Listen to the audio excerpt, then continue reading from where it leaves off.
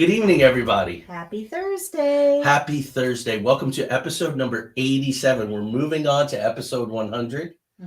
That's going to be our special guest, Reverend Michael Carter. I'm reading his book right now, Initiation. Reverend Carter is an experiencer. He's experienced reptiles, reptilians, and greys, and Nordics, and had healings. You may know him from Ancient Aliens. And he's going to spend our 100th episode with us, which we're just thrilled by. So we have a little bit of a thunderstorm going on. Hopefully that's not going to interfere with anything. And we have an amazing guest. As you know, we bring you the spiritual as much or almost as much as we bring you the paranormal and the supernatural, because they're all of one piece, especially for us. Yes. And when we talked to Reverend Carter, his book Initiation, and if you remember when we had Dr. Mango and Lynn Miller on, so Barbara Mango and Lynn Miller, they were talking about how profound and spiritually life-changing these experiences are. And our experience in 2009 was very much that, looking back on it. Yeah. So we're excited. We're gonna roll the opening. We're gonna come back. I'm gonna read. Our guests are just getting more and more accomplished, it seems, as we go. So the bios are getting a little longer, but you have to share. You have to let people know what these folks have accomplished. So, Anne, Ronald, Anne, superstar from Australia is with us. Hi, Anne. You're in for a great evening. Hi, Julie, Angelina. Julie and Angelina were with us, episode number 1. Yes. And here they are, Colette. And Colette. Some of our earliest. So happy to see all of you. You guys are gonna love this. Is going to be a great, inspiring conversation in a time where, boy, we need it. So here we go. Welcome to the show.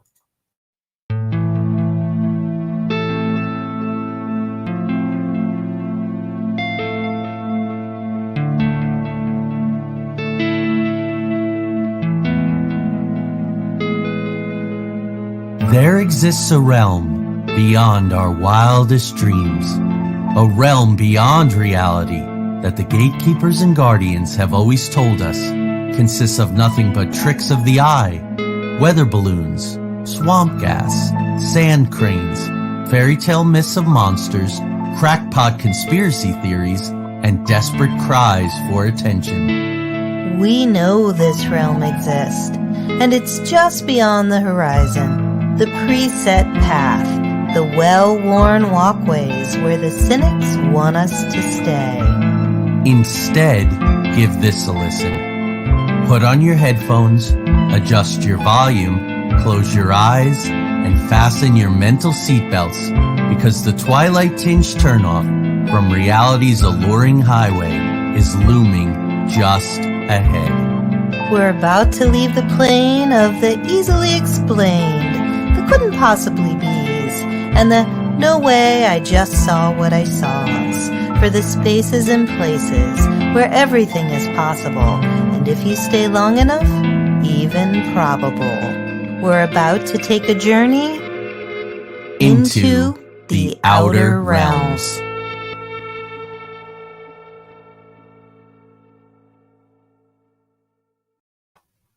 Okay. So let's see here. Colette, hello. Everyone's saying hello to each other. I love it. Hi, Ronald.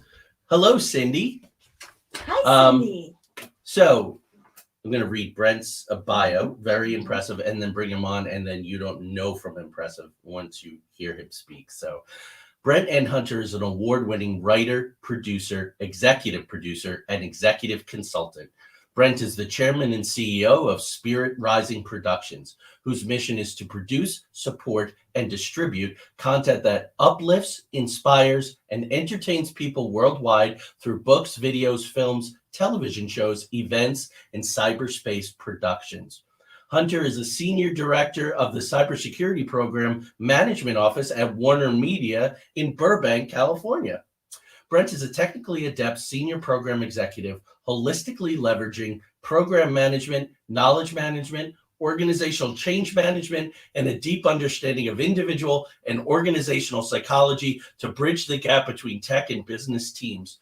He is a strong collaborative leader with an innate talent for identifying and implementing process and organizational improvements, creating strengths-based, high-performance teams, and delivering value to organizations in multiple industries. I have to break in right now. I edit a journal. I'm not allowed to, say the name, but it's about small businesses. And they talk a lot about entrepreneurial, humane entrepreneurship. I was talking to our son Jeremy about this the other day. He's an entrepreneur. There are ways that we can do this with spirit, with gratitude, get away from greed. And this is what this is saying to me. Yes. Brent is a social media pioneer, an award-winning author of 5 books, including The Power of KM, Harnessing the Extraordinary Value of Knowledge Management.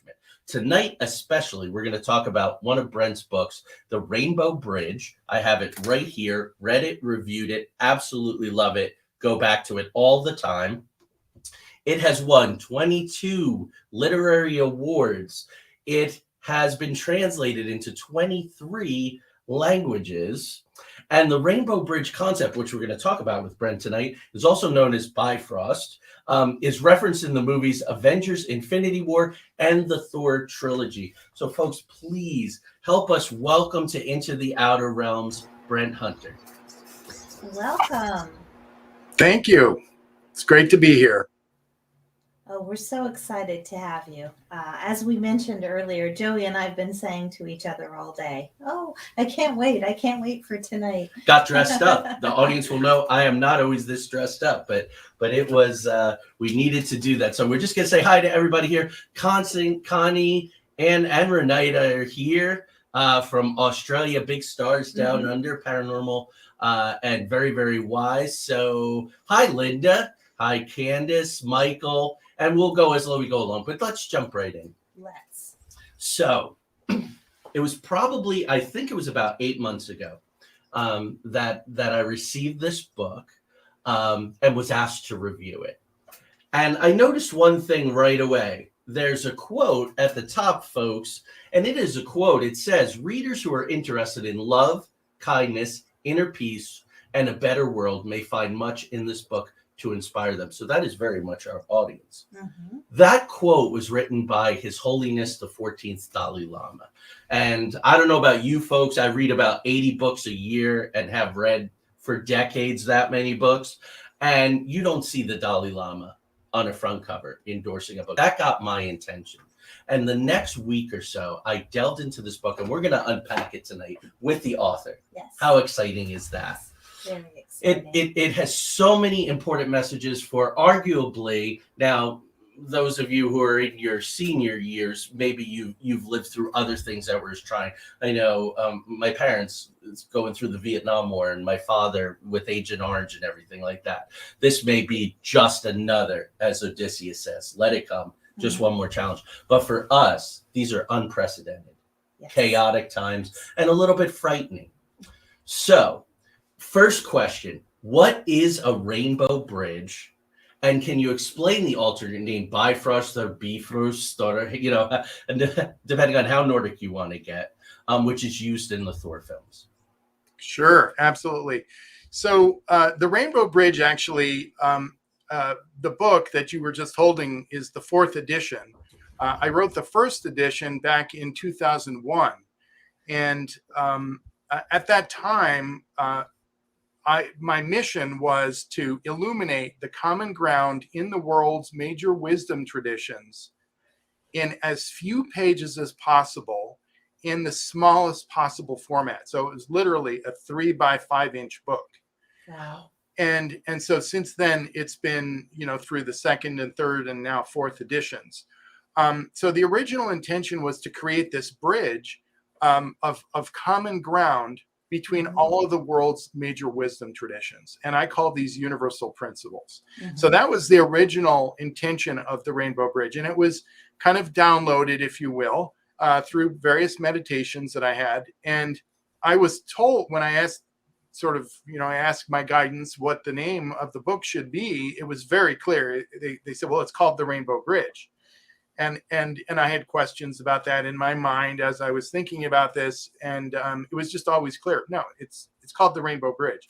And then throughout the additional the development of new editions, I started to do research and started to find out that there were additional definitions of the Rainbow Bridge. that are existing all around the world in different cultures and traditions. And there's a very common concept that this rainbow bridge, or bridge of light, or as you mentioned, also known as Bifrost in the Norse tradition, is like this bridge of light between our planet, our sort of earthly realm, and to the other side. And so this can actually be talked about in different ways. So as you mentioned, the Thor movies talk about this Bifrost Bridge. And so in the Norse tradition, there is a place called Midgard, and that's Earth. And then there's a place called Asgard, which is the realm of the gods. And so that's a bridge between Earth and the other side. And so that Bifrost legend has existed for a long, long time. And that was one of the additional definitions of the Rainbow Bridge that I included in some of the later editions. I also started to become aware that there are physical rainbow bridges located all around the world. People call certain bridges, they call them rainbow bridges. And it's usually because they look like a rainbow, but sometimes it's because they've been deliberately, intentionally lit up with the colors of the rainbow. So that's a dynamic that's taking place all around the world. Another important definition of the Rainbow Bridge, which is equivalent to Bifrost, is called, and which was also referenced in the Bifrost was referenced in the Thor movies, and something called the Einstein-Rosen Bridge. Oh, yes. Was also referenced. That's the same thing. These are all names for the same thing. Now, what I find fascinating in this world of, scientists sort of ruling the world, if you will, like scientists are the ones that seemingly have a great say on how reality unfolds here. But to know that Einstein got together with Dr. Nathan Rosen, and they collaborated and they came up with this concept called the Einstein-Rosen Bridge. And it's another name for this is a wormhole. And they proved that this is a Okay, so Brent is having a little bit of a problem with his connection. Hopefully we're gonna get him back real soon. Some gremlins in the audio. Ann and Renata are calling them. That's like what it was. So he was having a little bit of issue there. Hopefully, yes, the static, and hopefully he's fixing that right now. There's some synchronicity about all this, and we'll just kind of cover here as he's coming back. Things I was going to ask him, but we'll just talk about him and then we can move on. He and his wife were watching an episode of The Outer Limits last night, and that's from, I believe, the 1960s. And 1963, I think, was the episode that he referenced, and they were talking about the Rainbow Bridge. And so I thought that was very interesting. As he was talking about those different things, the Einstein-Rosen Bridge, when people pass over, right, and have a near-death experience or can see love, don't they talk about the Rainbow Bridge? So it encompasses this whole idea of this passageway, which is just quite phenomenal and amazing. So he must really be having some trouble here. So let's cover some of these other things for when he comes back, so we don't lose. But hello to everyone who's saying hello. He'll be able to come back and join us. The book actually has 9 pages of blurbs from a pretty impressive array of public figures. Absolutely. Now, you mentioned the 14th Dalai Lama. I just wanted to share. I had the opportunity to be at the birthday celebration of the 14th Dalai Lama. I want to think it was 2012, 2013. Somebody may correct me on this, but it was in Washington, D.C. It was on the lawn of the Capitol building, and just being in the presence of someone like that who is just, so full of compassion. It was amazing. So the 14th Dalai Lama has written a blurb, Neil Donald Walsh, which of course is Conversations with Conversations God, and with also Home in a Life Everlasting, which is one of the most profound and helpful books. A very close friend of mine lost a mentor yesterday, and it's really rattled him. That's what happens with these things. And sorry, I'm trying to figure this out and wait for Brent to come back and some other things here. Does he But have your let's try to number? keep it together. We need to. But it's a very profound book. So when my Antoinette passed, when our Antoinette, one of our main mentors, passed, I read that book and it was very profound. And it basically says that you make of the afterlife, or the afterlife is what you make of it. Yes. So if you think it's going to be hell, it's going to be hell. All that kind of stuff there. Arun Gandhi, Lou Gossett Jr., the actor and talk show host. Irvin Laszlo has edited forever a journal called World Futures that I've been involved with in several different ways over the years. So that was very impressive to see his name. He's all about new systems, about solving problems with new ideas, very much aligned. So there you go there. And Edgar Mitchell, who had such a profound experience in outer space that he started the Noetic Institute, which is now run by Dean Radin. Yep. Amazing person, somewhere between really hard science and parapsychology, which in many ways is hard science. We've tried to replicate some of his experiments and really do things the right way. He has a book called Real Magic, which is absolutely amazing. When Brent does come back with us, if he's able to, he's going to share some of his background with us. I'm just looking to see if we got it. Yeah, it must have been something pretty catastrophic. But let's soldier on and keep talking about this. But in the book, and we'll just go back and hit on these when he comes, but we'll give everybody an idea here. I described the book as ambitious, to the point of almost being naive. That was my original feeling, because you read these prescriptions for changes in the world, and you go, oh, wow, this has been done, talked about forever. The system is so entrenched, all those different things. And I caught myself. And I said, well, what have you spent the last 30 years trying to do? Change things. Change things. Change yourself. Change the world. Change the communities that you live in. And that was wonderful. And Brent was nice enough to say, hey, I loved that you said that, because I hear that all the time. So I really want to talk with him about that kind of stuff and his answer to that, which I think was pretty wonderful. He's going to talk about the mission and vision of the book if we're able to get him back. There are 40 pages in the book of these spiritual quotes. They just on different principles. The purpose of conflict is to restore harmony. Pretty good. Shake things up and settle it back down. Right. And these are from a broad array of philosophers, spiritualists, scientists, politicians, writers, and artists. Here he is. There he is. Can you hear me?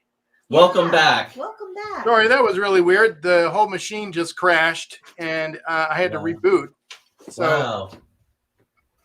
Well, we've been covering. We talked about the broad strokes. Okay. And then we'll get some of the details from you. But we talked about, just to review, so you know what you missed, quote unquote. We talked about the 9 pages of blurbs and the very impressive array of people who, and that was over the years and the different editions as it caught fire. Exactly. Yes. Yeah. I kind of liken it to like a snowball. You have a snowball, and as it goes down the hill, it just, as it gets bigger and bigger and bigger, it just keeps, there's a certain momentum that happens, and it kind of takes on a life of its own. And that is really what has happened with the Rainbow Bridge and with all these amazing people that have endorsed it.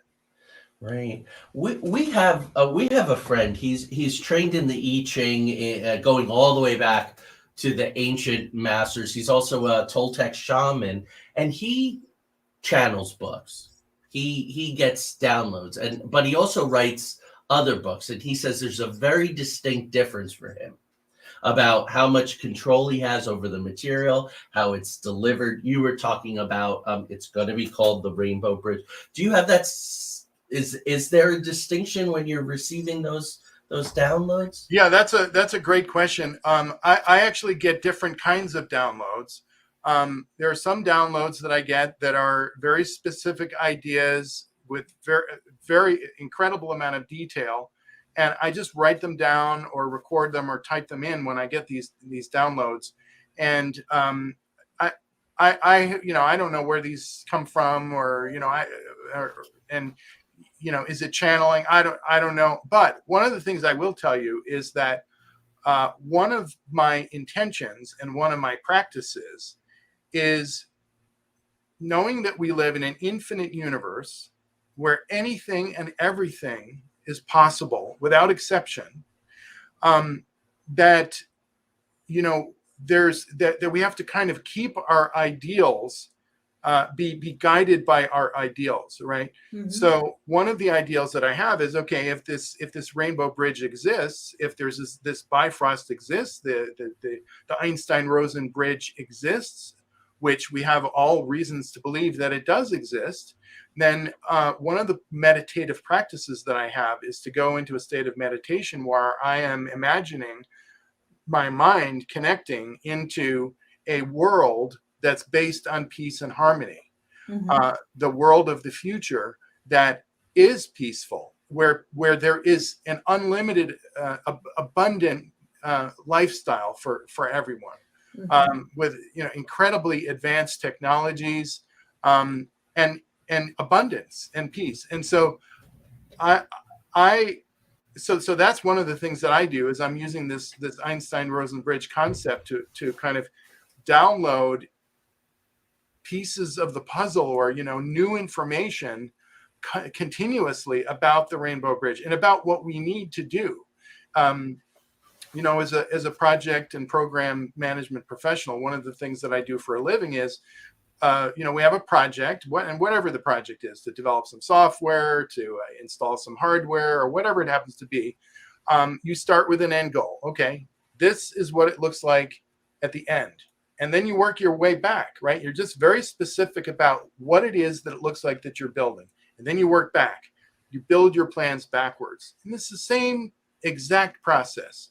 So mm-hmm. if we assume that we are living in a peaceful, abundant world, what needs to happen? And that is where all sorts of new ideas started to come in when I started to do this practice and started to ask this question, including and especially what I put in the 4th edition, in what I call it the 14-point roadmap or framework for world peace. Very specific things that can take place, and if they were to take place, they would make a fundamental, enormous difference in enabling us to move into this future that we all want to have. I mean, we all want to just be living peaceful, joyous lives with as little stress as possible.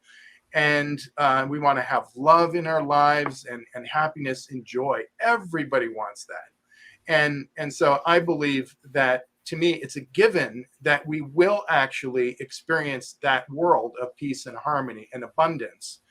And so I've been using this practice of the Einstein-Rosen bridge and the Rainbow Bridge, imagining literally like a beam of light, mm-hmm.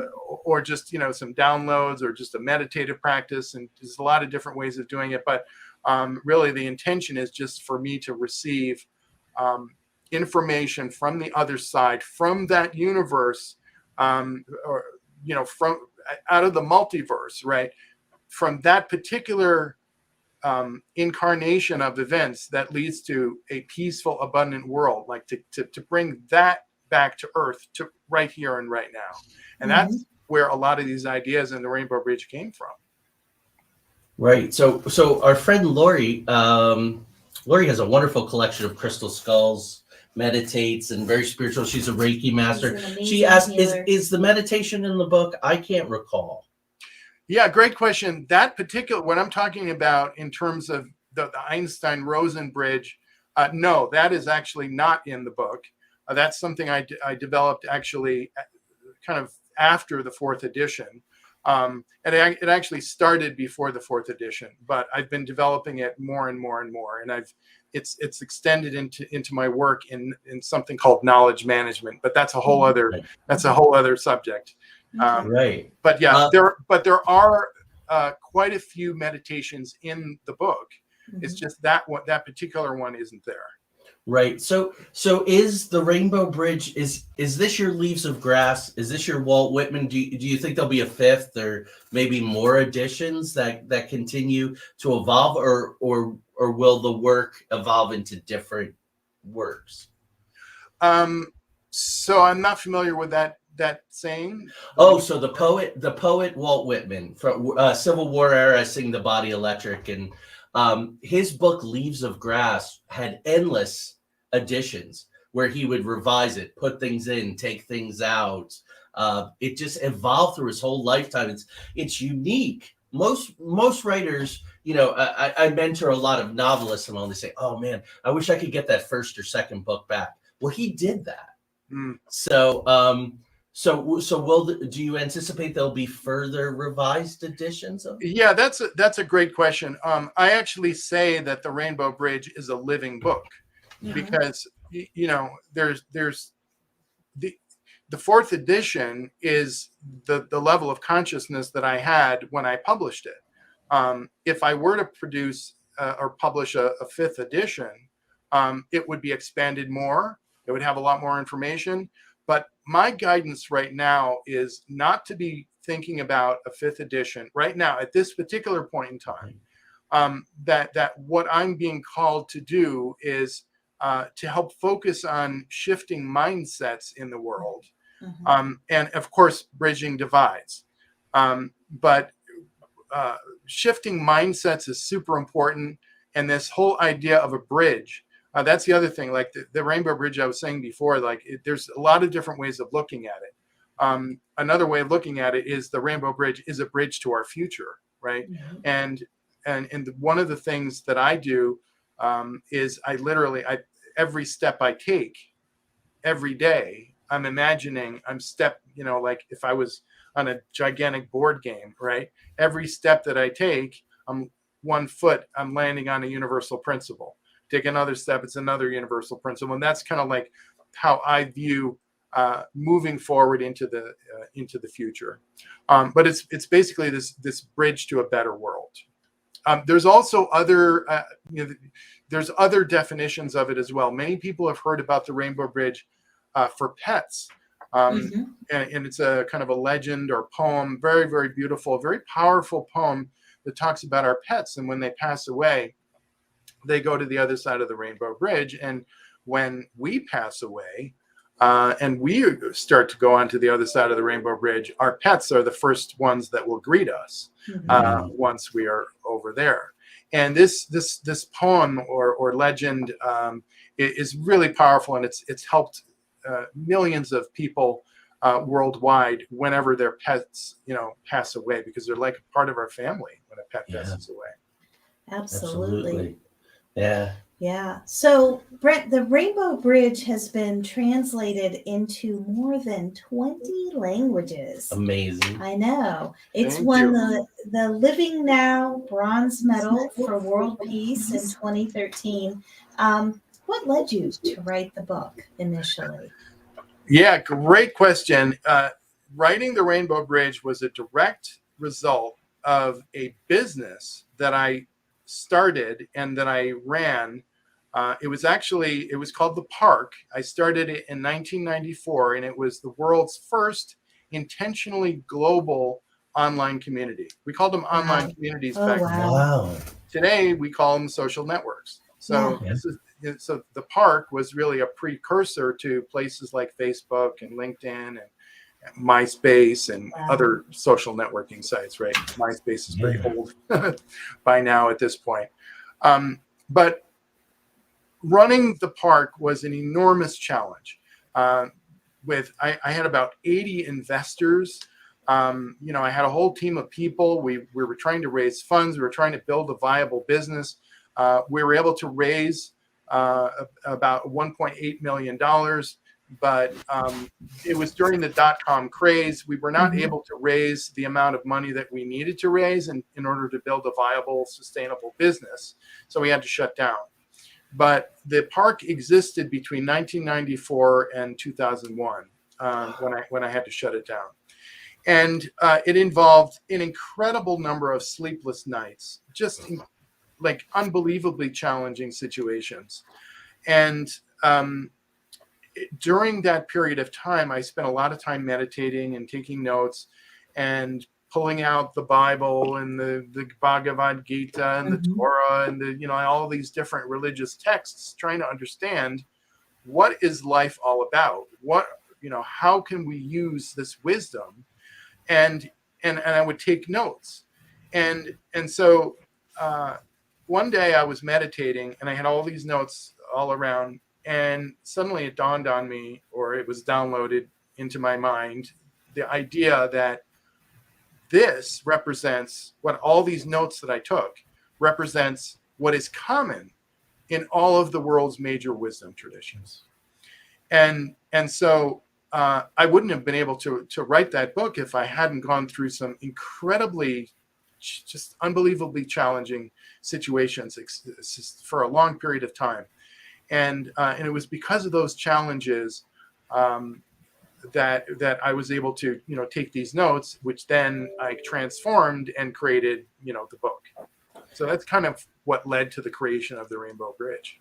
Wow. So we have an organization, as the audience knows, called New Mystics, and it was in 2002, Mhm. right? I was raised Catholic. At one point, almost became a priest. I mean, when I made my confirmation, the whole idea of the Holy Spirit, I was like, wow, this is a higher, larger purpose. And I had my own reasons for kind of doing it more independently. Found out about Joe Campbell. So same thing, comparative religion, pulling all these things out.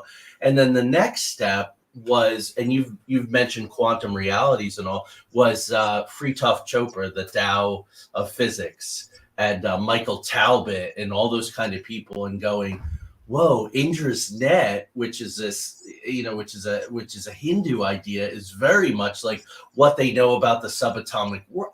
And it was this series of aha moments that then led me to say to everyone, hey, it's not what you call it, it's what it means.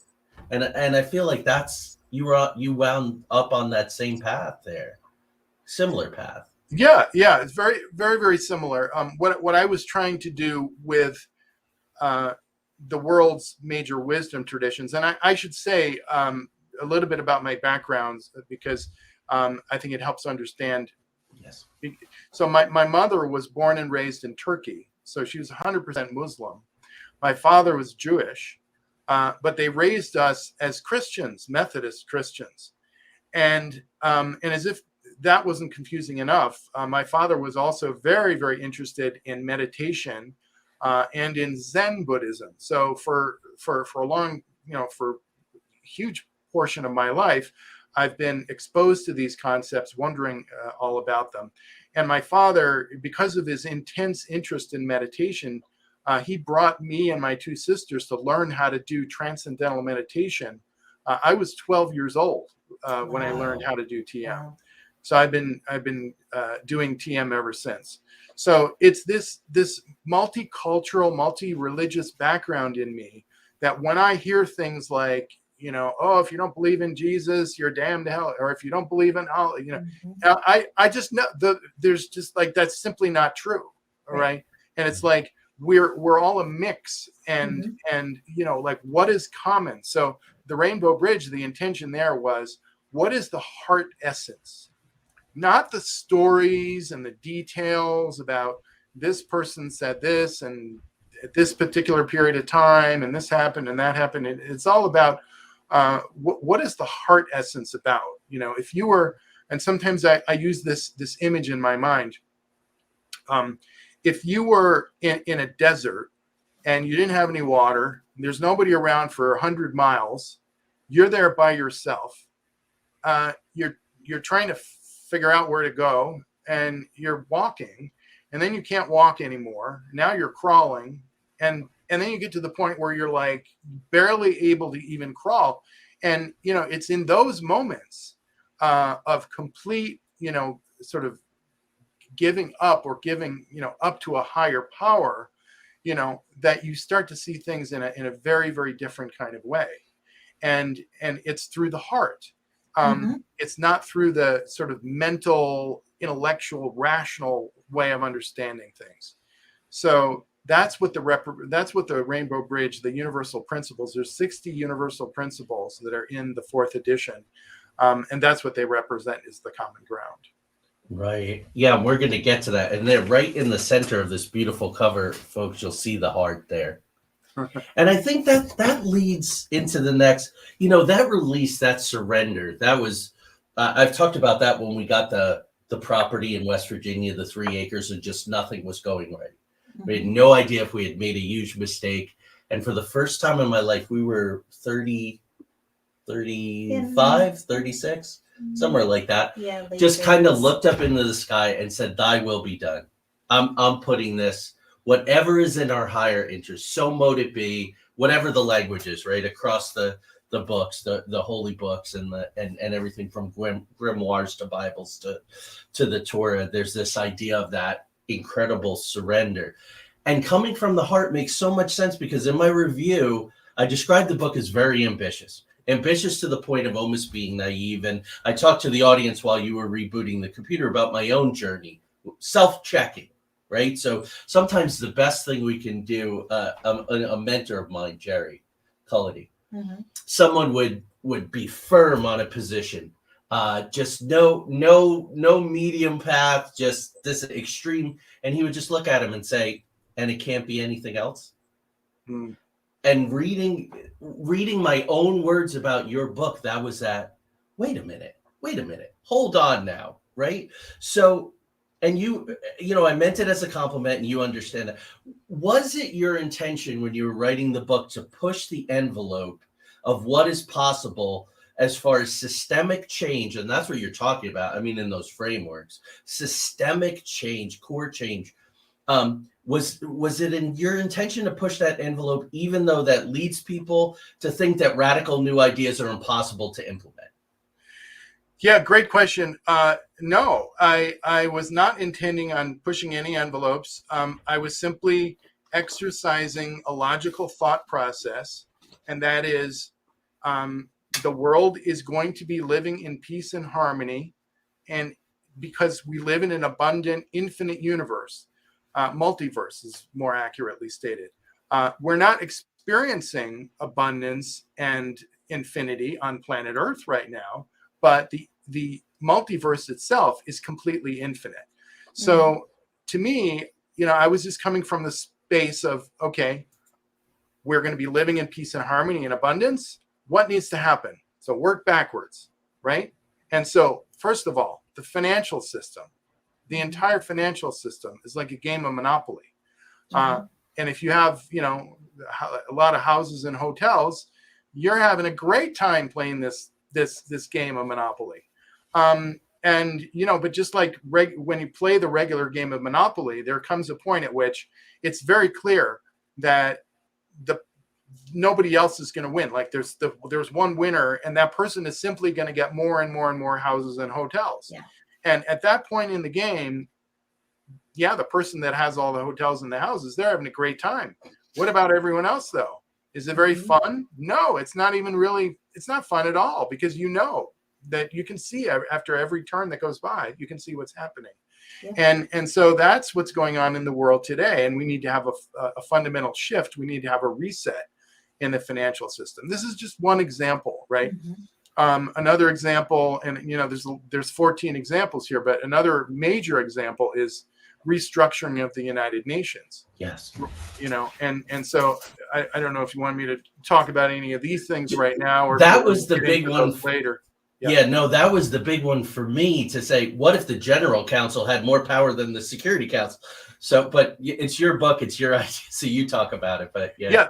Well, that's exactly right. So the General Council of the United Nations consists of all of these different member states, and it's a very, very large body. The Security Council is a much, much smaller body, and it consists of basically the victors of World War II, and represents, even till today, represents the power dynamics way back, that were true, after World War II.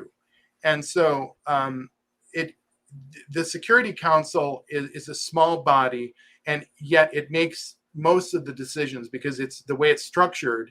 The General Council is subordinate to the Security Council, but it needs to be the other way around. And I give some quotes from Einstein. Einstein, during his time here, talked very specifically about this, and he gave some, in very eloquent language, descriptions of how it needs to be switched the other way around. The General Council needs to be, which is comprised of all the leaders of the world and not just a few that are focused on security. It's all of the countries, right? And that is something that needs to happen. That is a fundamental restructuring of the UN. And I suppose it's probably maybe partly because of my background in information technology and software development and hardware development. Things can be changed. The restructure of it may sound crazy and out there and impossible to do, but that is exactly what needs to happen in the United Nations, because that's the closest thing that we have to a body of kind of international law and order, is through the United Nations. As many problems as it has, just like the US, as many problems as we have, we still have a lot of really good stuff going on here and a lot of promise. We have a lot of work ahead of us to redo our systems and upgrade our systems and the way everything. And we need to do lessons learned, and we need to basically do exactly what people do in the world of business when they're trying to build something. If you find that something doesn't work, then you have very logical, rational conversations about what needs to take place, what the root causes are, not surface level things, but what the root causes are. And you do the same exact thing, architecting a new world. So, it may seem really out there, but frankly, to me, it's very liberating, because when you just really free yourself to ask the questions, what needs to happen, it's amazing the answers that come. Yeah. So we would love to hear the mission and the vision of the book and of your work. So the mission and the vision of the Rainbow Bridge is to create, imagine the Earth, and imagine there was this like grid of light that is just like everywhere, like so much light that is just like a big ball of light, right? So imagine now that these points of light, really, that are connecting up to other points. Imagine if each one of those were like rainbow bridges. Yeah. And again, a rainbow bridge is a lot of different kinds of things.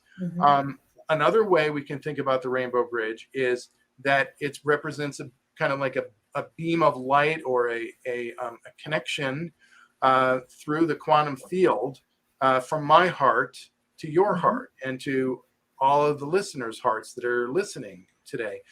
We are all connected, and certainly when that is our intention, that we're connected through this multicolored beam of light of love, then some very beautiful things can happen. So part of the vision is this, living in a world of harmony, harmony, and not just harmony, but abundance. Yeah. Actually, a world of abundance. And one of the things that has been just so unbelievably inspiring to me is, earlier this year, I read a book called Moonshots. And it's a book by Naveen Jain. And he talks about, he's a serial entrepreneur. And he talks about these business ideas that are called moonshots, because they are literally, most of the time, if you tell someone a moonshot idea, they'll think you're crazy, because it's just, it's like going to the moon, or it's like going to Mars. But guess what? we can go to the moon. We already went to the moon multiple times, right? And we already went, so there's all sorts of things that we can do. So part of the vision is living in this peaceful, harmonious, abundant world where the people of the world are living in joy. They're living lives free of suffering and pain and a lot of the terrible things that are happening in the world today. So the mission, of course, is to have that vision be turned into physical reality. Yes. To make that actually happen. Very cool. So we've been talking a lot lately, and I've been really there's I guess many ways of looking at the world, but we talk about optimists and pessimists and this different kind of thing. But I'm really hooked into this idea of asset based assessment versus deficit based assessment. So it's one thing to show up and go, hey guys, don't know if you noticed, but everything stinks and it's kind of horrible. And I just wanted to let you know that. And there are some writers and journalists and, even writers, entertainers, supposedly, who kind of say that. Let me point out the flaws and everything and then leave you to have your dinner. But let's talk about the part of the book now. The very exciting part is you bring tools. Here are the assets. Here's what we already have that we can use. And the 40 pages of the famous spiritual and philosophical quotes are easily accessible for people. So they can dive into these concepts and make these changes in increments. So the first thing is to kind of adopt these. And we were telling the audience right when you came back, but they're philosophers, spiritualists, scientists, politicians, writers, artists. You have Desmond Tutu, Marianne Williamson, Galileo, Teilhard de Chardin, Schopenhauer, Krishna, Václav Havel, and a couple of presidents, Coolidge and Lincoln. I see these kinds of things, and I talk about it a lot in my book reviews and in my daily life. They're like prayers. They're like sutras. They're like koans, depending on your cultural, where you can take them and you can meditate on them. Take one a day for 40 days. A Catholic, 40 days, right? That's the period of Lent. It's very important. 40 days in the desert facing your own demon, if you were. And have these tools, this spiritual food. They fuel hope. They fuel self-discovery. Was that your intention for putting so many of them into the book? Yes. The whole idea is that I wanted to inspire people. And I know myself, right? We're all humans. We all sometimes need to be inspired or feel like a sense of hope. And so along with the universal principles, along with the 14-point roadmap or framework, I interspersed all throughout the book, actually, various quotes. And then there's a lot of other, you're referring to a lot of other content in there as well.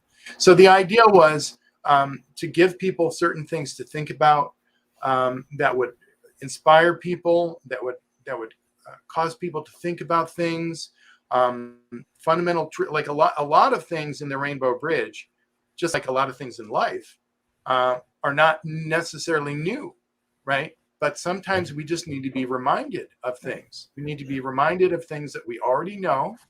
And sometimes, as we all know, I'm sure everybody's had this experience, you might have heard something 10 times, but the 11th time somebody comes along and says it in just a little bit of a different way, and suddenly you totally get it in a way you never did before.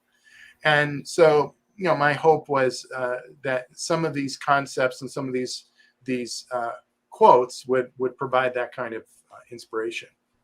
Awesome.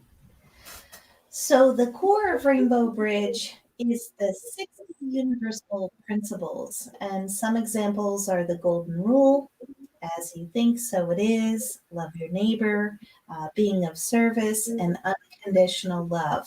What are the ones you go to the most often in your personal and professional life, and how can readers best engage with these principles?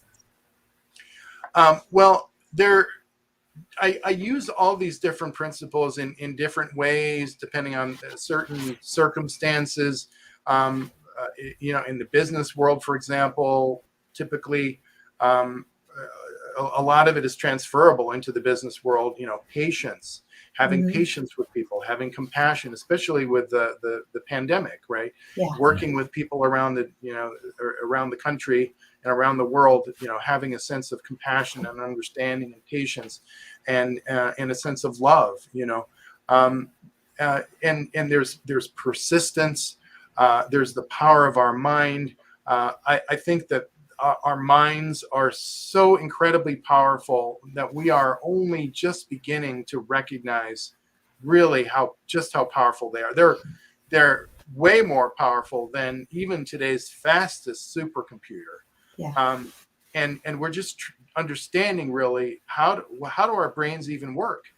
And so it really depends on the circumstances, the situation that might be happening.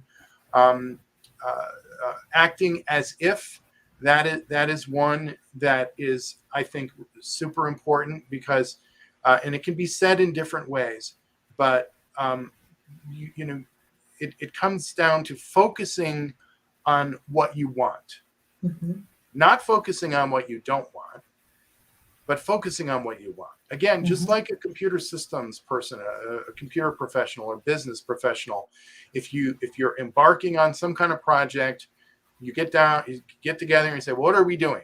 What's the end state? And then you just kind of work backwards. So, acting as if something were true is a really powerful way of communicating with your subconscious mind in such a way where at that point in time where you say something and it may seem like it's not really happening at that point in time, and you're acting as if anyway, well, that sends very powerful messages to your subconscious mind. And 95, this is a fascinating statistic. Roughly 95% of what we see in the world around us is controlled by our subconscious mind. Yes. Wow. Yeah.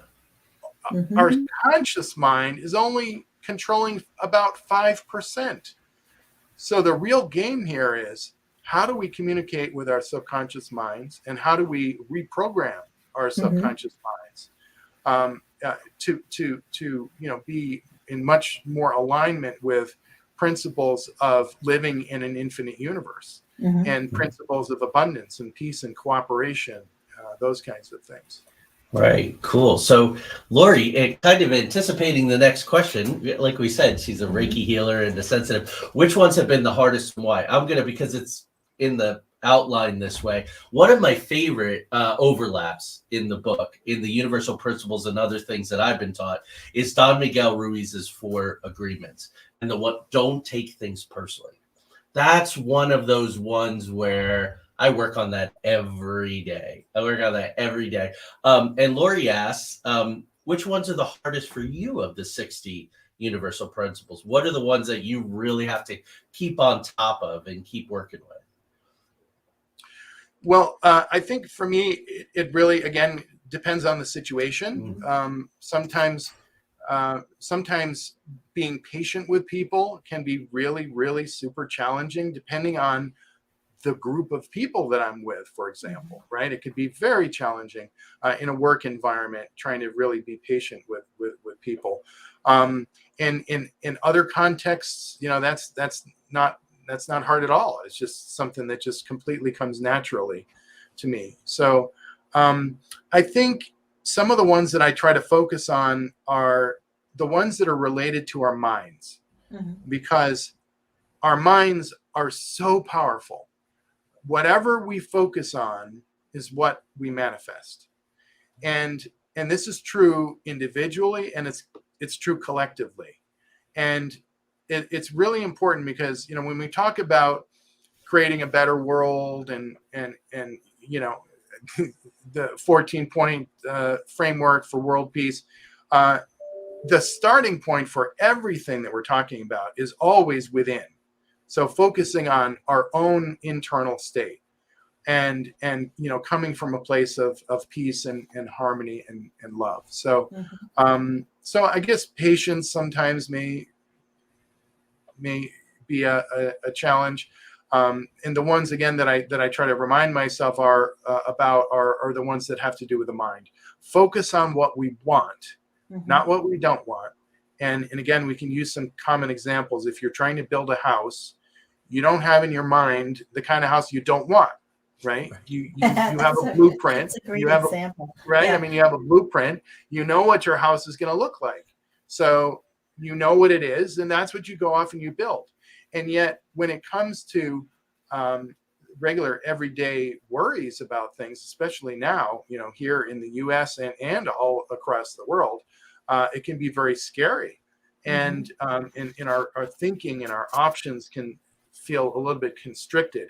So just continuing to remind myself about the power of the mind, focusing on what we want, focusing our intentions and our attention on what we want to manifest. So those are just a couple things that come off the top of my head. Those Awesome. are great. Those are great. So about halfway through Rainbow Bridge, there's a section titled World Peace, where you lay out your vision for a world operating system. Can you talk to our audience a little bit about that? Yes, thank you. I love this question because it is something really profound that I like to talk about, and that is, again, going back to computer systems and just systems in general. So the global operating system is a concept that I think about when I think, okay, computers have operating systems. Whether it's a Windows operating system or a Macintosh or a Unix or iOS on your iPhone. I mean, every computer has to have some kind of operating system.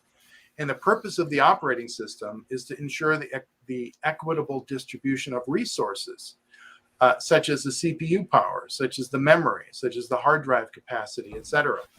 And so therefore, it's the operating system that governs all of these different programs that operate within the computer. So you need to have an operating system. And if you did not have an operating system, then any program could come along and just start sucking up all the CPU power, all the hard drive capacity, all the memory, all the peripherals. And so that's the purpose of an operating system.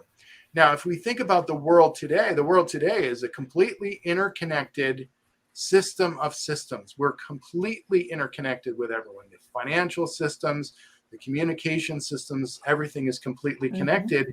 And it's a gigantic system, and yet we don't have an operating system. We don't have a smoothly functioning global operating system.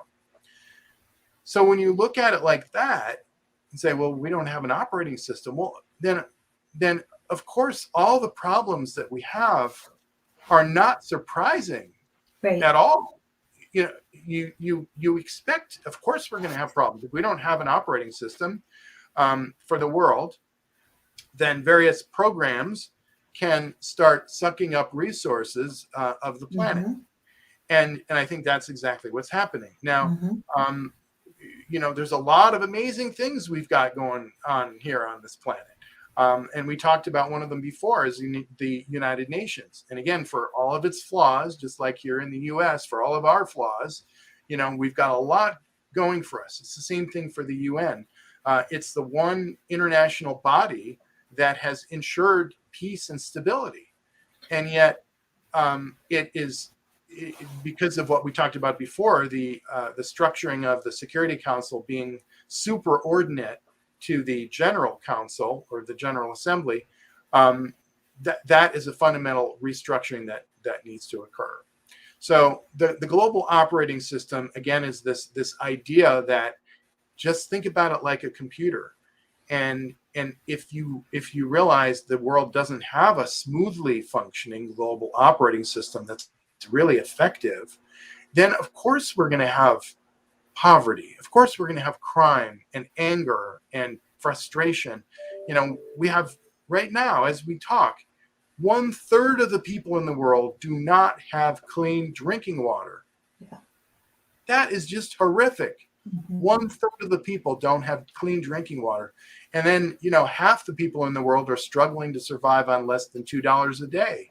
Yeah. So even if you take into consideration currency differences and barter and trade agreements, obviously we have enormous problems in the world. But it's not surprising that we have these problems.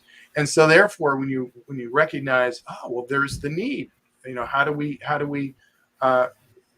correct this whole situation? We do that by creating a smoothly functioning global operating system. And again, I'm not saying this is easy, but it is simple. And that's one of the things I say throughout the book, is that life can be simple, although not necessarily easy, but it can be very simple. And if we simplify things in our minds and be guided by our ideals, then, we have a lot going for us, and we can do a lot more than we think we can. Right. So let's get to that. Again, you don't just say, here's the problems, folks, and here's some ideas by. There are many projects that are in process under the Rainbow Bridge umbrella. So what are the things you're working on now, and especially things that people can get involved in, lend their energy, time, dollars, support, volunteerism, whatever it is? Sure. So right now, I would say that the main focus is the overall Rainbow Bridge umbrella, right? There are these different elements, as I mentioned, the 14-point framework or roadmap to world peace, and those are the different elements, because everybody has things that they're interested in, right? Somebody might say, I hear what you're saying, and I don't know what I can do, but I really care about the environment. So, count me in on the environment. Anything you do with the environment, count me in. Somebody else might say, I don't really care. The environment's important, but I care about education. Count me in for education. And somebody else might say, no, I'm a finance person. Count me in for redoing the whole, global financial system. So that's kind of what I recommend, is that if people resonate or are interested in what we're talking about here, is to get a copy of the book. And by the way, if you go to therainbowbridge.org, you can download a free copy of the book in electronic format. If you want to go to Amazon, you can get the paperback version where you can highlight things and dog ear the pages, and have a copy, right where wherever you happen to be. But yeah, nice. So one of the quotes that really resonates with us is "Follow Your Bliss" by Joseph Campbell, which of course comes from the Sanskrit Sat Chit Ananda. But we were wondering, what does "follow your bliss" mean to you? Yeah, great question. I love that quote. Follow your bliss. For me, it means many different things. That just in general, though, is that I believe that we were meant to live lives of joy, of free from stress, of filled with joy and love and not just peace and harmony, but joy and happiness and abundance. And so what I suggest to people is follow that joy, follow your bliss. This applies to our, we spend so many hours working, right? So follow your bliss at work. Life is too short to be working a job that you really can't stand, right? Yeah. So follow your bliss when it comes to work, or your, if you want to have a hobby of painting or writing or some sports or whatever it happens to be, follow your own bliss. Never mind what somebody else thinks is a good thing to do. It's all about you. You're the only person that knows. There's certain things that only you will know about yourself. And so follow your bliss, for me, represents so many different elements. It certainly represents our love lives, our personal lives, but I think everything that we do in life. If we follow our bliss, if we follow the path of joy, or actually I call it the path of heart, if we follow that, I believe that we can't like go in. We can't be led astray if we're following our heart and we're following a path of joy and inner peace and relations with other people that are peaceful and filled with love. And when we're doing that, when we're on that heart path, or as the Lakota and other indigenous tribes call it, the Good Red Road, that is the Rainbow Bridge. We're on it. We're standing on it. We're traversing it and connecting with others. That's wonderful. So you and I we've been refining and emailing all day. And how about this? And how about that? And I told the audience about the great outer limit synchronicity. But you mentioned to me before the show that another practice that's really been foremost in your consciousness in recent months is Mahatma Gandhi coined a term for firmly holding to the truth, or truth force, and satyagraha. Satyagraha. Yes. Satyagraha. I just learned it tonight. I've been practicing. Can you explain that concept and how it's manifesting in your life and how we can all adopt it in our daily lives? Sure. So the backdrop of this new information coming into my awareness is here living in our country, where there is it's one thing when politicians sort of twist things a little bit to meet what they but what we're seeing over the last several years and now is just outright lies and deception, complete lies. And that's the opposite of truth. And so Gandhi came up with this concept called satyagraha, which, as you mentioned, it roughly translates to truth force, or holding firmly onto truth. And there is very definitely a component of civil disobedience and peaceful protests. But at the root of satyagraha is truth. And so the reason why this is making such an impression on me is because I think to myself, okay, we're going to have a peaceful, harmonious, abundant world community. Right now, we're not having it so much. So what else can we do? And then I came across satyagraha, and I'm like, wow, that is powerful. Truth force. And that is the force that Gandhi harnessed to bring together millions of people across India to help address the injustices, by the British. And so to me, this is really making an impression because, first of all, it's so very needed. That is what we need right now. We need more than anything else. We need to tell the truth. Complete lies, that is not. And again, imagine yourself in a business context. You're designing a computer system, you're solving a business process issue, whatever it happens to be. You have to be dealing with the truth, right? If people that you're working with are not telling you accurate things, then everything is destined to failure, of course, right? So in terms of bringing together America and helping ensure that the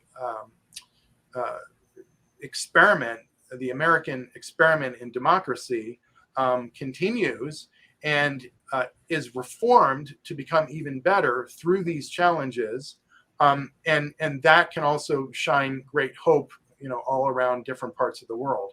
So this concept of the truth force, in my mind's eye, I think, wow, how amazing would it be if millions of people around the world came together with just one word: truth.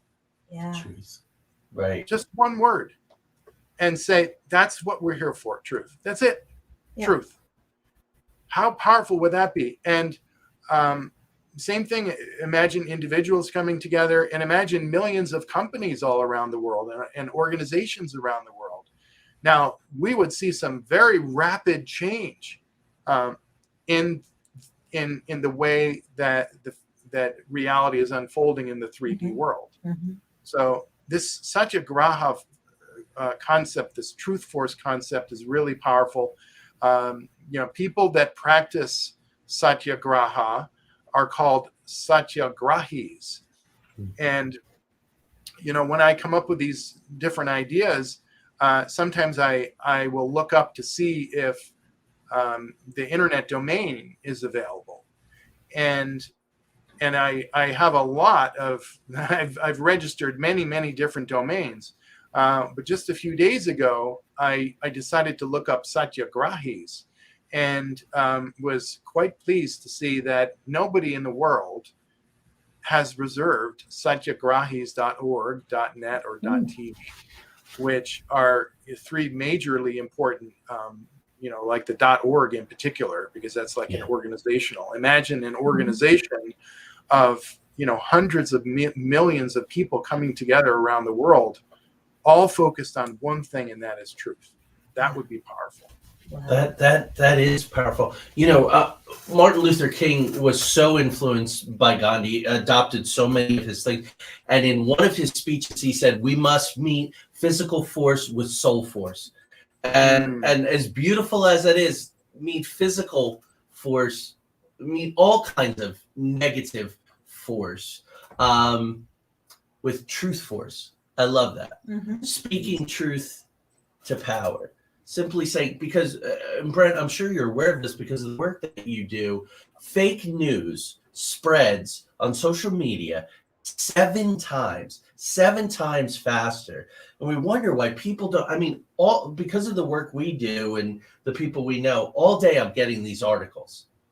And some are, there was an article yesterday that said that Janet Yellen has on the sidelines the minting of a $1 trillion platinum coin that the U.S. Treasury would mint, and then they would deliver it over to the Fed in case that all these negotiations break down. I was busy yesterday.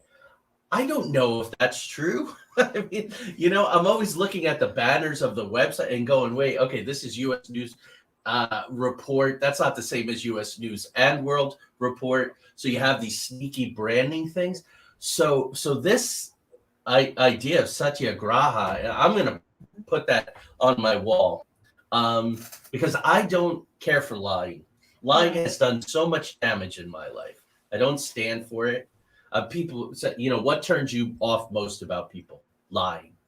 So when you said, can we talk about this? I was like, yes, please, because it's about authenticity. You have to be truthful before you demand truth of others. Would you agree with that? Absolutely. Actually, everything that we're talking about, everything always is with it starts within. If we do not start within, and for example, think about like, how do these universal principles apply to me?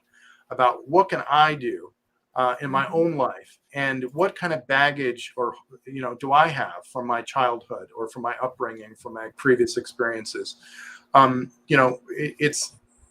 think we have a responsibility to really kind of focus. And I apologize. I just lost my train of thought. No problem. Yeah. Happens to me all the time. Looking inward to be able to have our own truth to talk about. Yeah. Thank you. Yes, thank you. So looking within. Everything always starts within. And so if we don't start within, and then we decide, I want to work on world peace, and yet we have all these broken relationships and problems in our life or whatever, everything starts within. So so the Satyagraha concept, truth begins with within. And actually, one of the things that Gandhi said was that the Satyagrahis, the people who practice Satyagraha, actually need to be trained, really trained a lot, because everything is completely nonviolent. Everything is based on love. Everything is based on acceptance. And here's another thing that's interesting. The Satyagraha concept, there are no winners and losers. when you are firmly holding on to truth with this truth force, then you're not winning and the other person is losing. There's just a new harmony. It's a new beginning.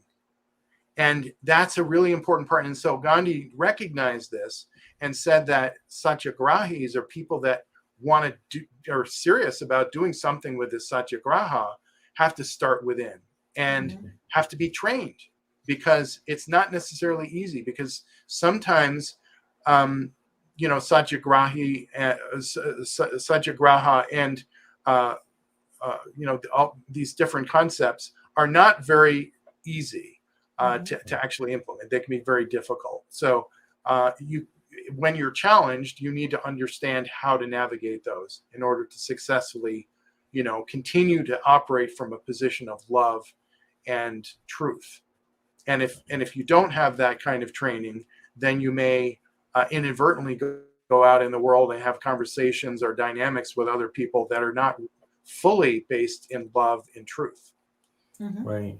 There you go. That's what I love what you said about the winners and losers. One of the historical portrayals I do through Chautauqua is Jacob, immensely complicated man. But when he talked about the downsides of capitalism, that's what he talks about. There are winners and losers, right? And we grow up in this zero-sum game of competition over communication. For every spiritual person who's on like a Finding Joe or I Am, or one of those uplifting documentaries where they say that community is the default position. We see it in nature, cooperation more than competition. There's someone who will come out and do the Gordon Gekko and go, greed is good, right? The great God Mammon. So to hear you talk about that in that way, folks, this is the tool. We're coming to the end of our time here, but this is a great starting place. So many people are frustrated. Yes. They feel like things are changing, but it scares them. Of course, this is a time I think empires are crumbling. We're seeing the leading edge of that. As the playwright David Mamet said, entropy, things are dying constantly. But we know, right, that new birth comes from it. So I want to thank you for doing this immensely good work and doing it for so many years, so many decades. Talking on the best part of the show, I think. Yes. Thank you. The best part of the show is, how can our audience contact you and get involved in the Rainbow Bridge? My main website is brenthunter.tv, where I have a number of different books. And there's also links to these different projects. So there's a link to the rainbowbridge.org. So specifically, the Rainbow Bridge is at the rainbowbridge.org. If you're interested in any of this and you want to play a role, or you've been activated and you're excited, or if you have some questions or comments or whatever, please just feel free to send me an email. It's brent@brenthunter.tv, and TV is like television. Brent@brenthunter.tv.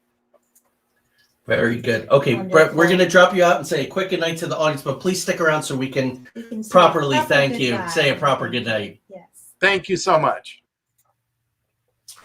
Real quick, I want to. Dave was talking about a book called "The Creature from Jekyll Island."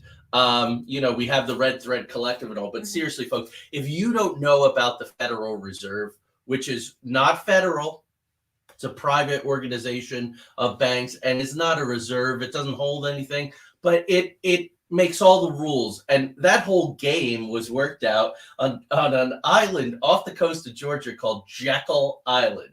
So for a guy who writes about Jekyll and Hyde all the time, I love that. Dave says it's not what you think. It's not nearly as cool as it sounds, but it's actually as horrific as about any of the other. The ability to move decimal points in a bank's bottom line overnight.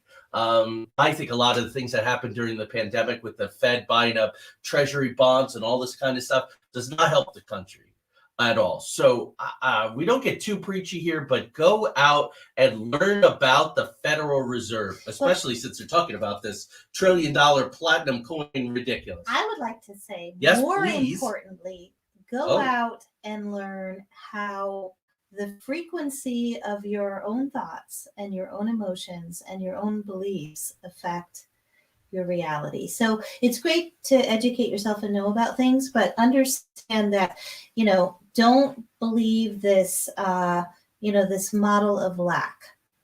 Right. We are told every day that we live in, a world of lack. It's not true.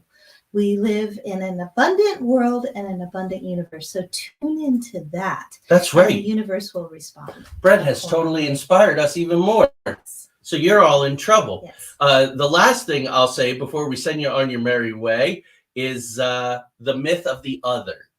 When we get beyond, when we're all on that rainbow bridge together, I think if meditation does anything, it teaches us that we're all part of the fabric. What happens to me happens to you. I was reading that in Michael Carter's book. Part of his journey through the door and into the rainbow bridge was realizing that what I do to you, I literally do to me.